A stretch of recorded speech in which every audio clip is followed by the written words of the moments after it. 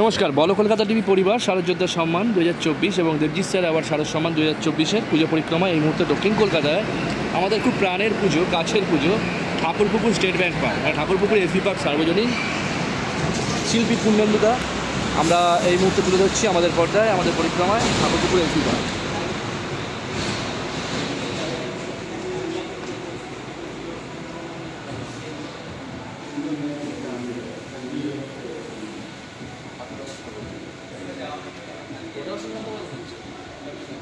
যাত্রা করা করেছে না